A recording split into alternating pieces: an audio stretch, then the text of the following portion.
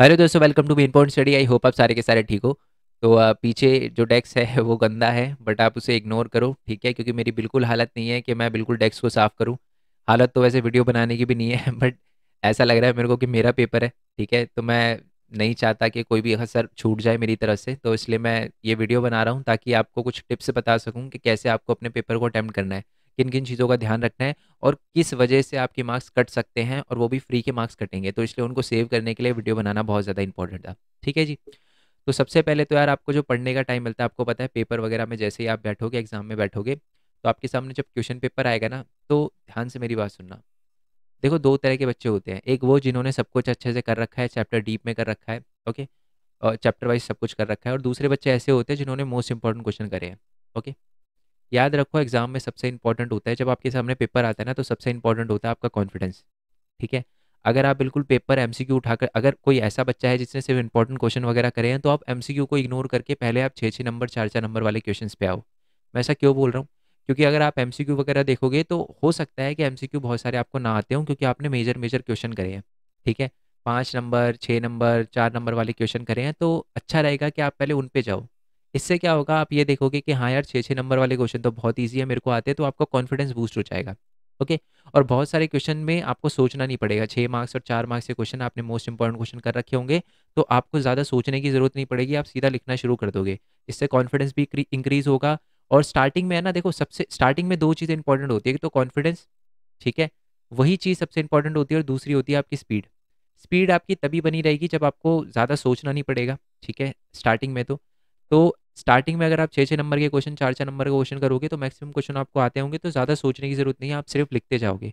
उसके बाद आधे घंटे बाद क्या होता है, मैजिकली आप में बिल्कुल आइंस्टाइन का दिमाग आ जाता है। कभी भी आप नोटिस करना, एग्जाम के बिल्कुल ख़त्म होने से 1 घंटे पहले, आधे घंटे पहले, हमारा बिल्कुल जो दिमाग है ना, वो बिल्कुल बहुत तेज़ चलने लगता है।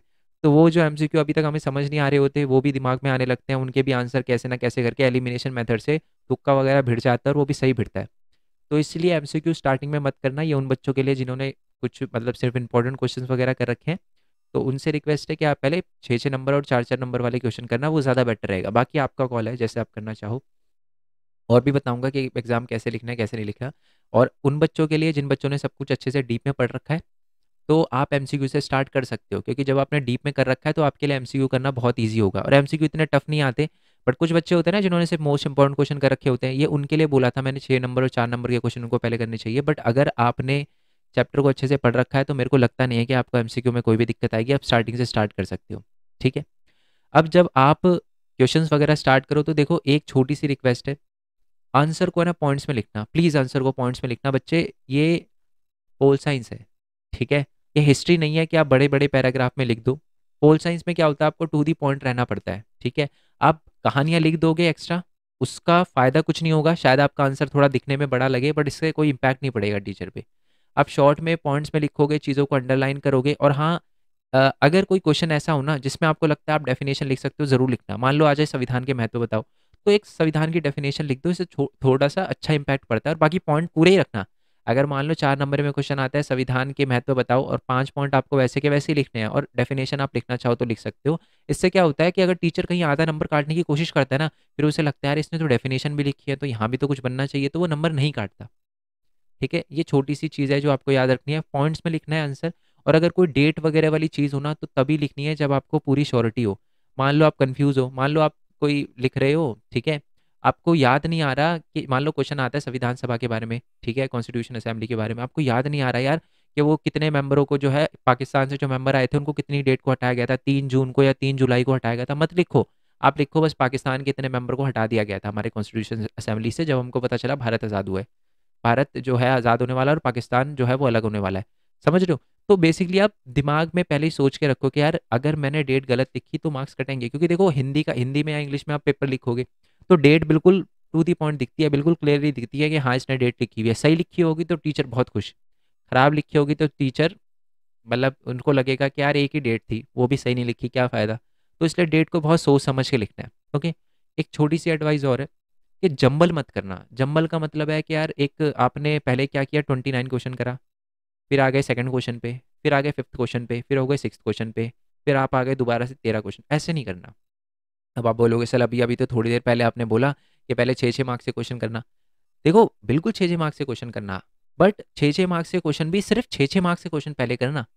समझ रहे हो? ऐसे नहीं कि आपने 6 मार्क्स का कोई क्वेश्चन उठाया फिर सोचा कि चलो एमसीक्यू करते हैं, फिर एक एमसीक्यू करा, फिर 6 नंबर का उठाया, फिर 4, ऐसे नहीं। आप पहले सेक्शन डी उठाओ, 6-6 नंबर के क्वेश्चन करो, ठीक है?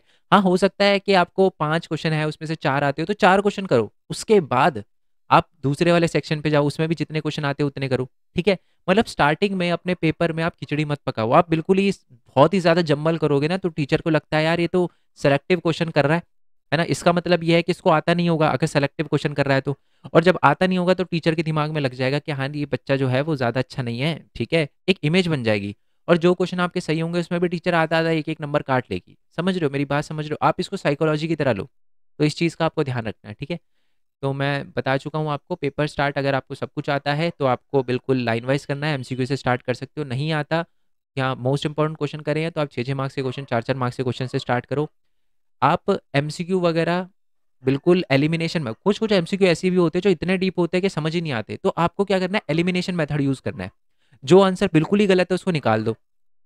मैं समझ आपको मान लो आ जाता है कि ये बताओ कि भारत के संविधान के अंदर कितने मौलिक अधिकार हैं?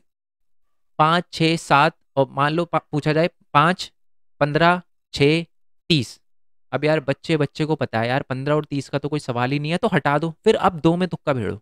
समझ रहे हो ना? तुक्का भिड़ने का भी एक तरीका होता है। आप जो गलत ऑप्शन जो बिल्कुल ही गलत लग रहा है उसको निकाल दो। यस और नो? समझ आ गया? आई होप ये बात आपको बहुत अच्छे से समझ आ गई हो। ठीक है? और क्या चीज़ हो सकती है? बस हाँ, यही सारी की सारी चीज़ें हैं जिसको आपको एग्ज़ाम में ध्यान रखना है।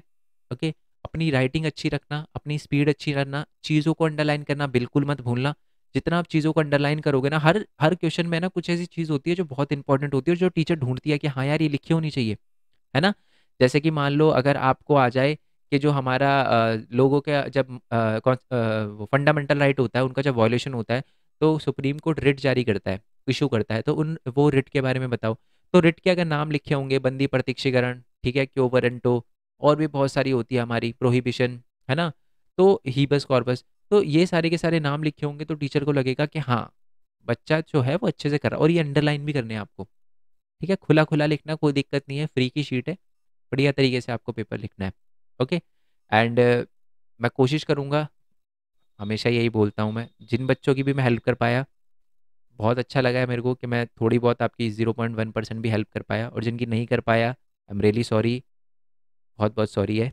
ठीक है? अपना एग्ज़ाम बहुत अच्छे से करके आना, 12th में हम ट्राई करेंगे कि और अच्छा करें। ठीक है? और टेंशन मत लो, कोई दिक्कत नहीं है, कोई प्रेशर नहीं लेना, बिल्कुल फ्री माइंड जाओ, अच्छा जाएगा पेपर। ठीक है? ऑल द वेरी बेस्ट बच्चे, अच्छे से करके आना। बाकी हमारे डिफरेंट डिफरेंट चैनल हैं, उनको आप चाहो तो सब्सक्राइब कर सकते हो। मेन पॉइंट टैक हो गया, भरत कुमार खोरवाल हो गया, बाकी कोई दिक्कत नहीं है, अभी आप पेपर की तैयारी वगैरह करो।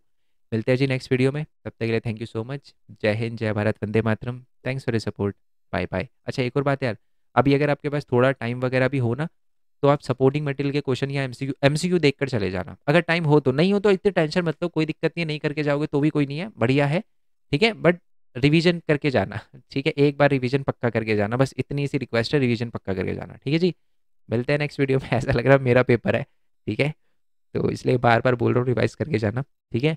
बाकी मिलते हैं नेक्स्ट वीडियो में। Bye bye.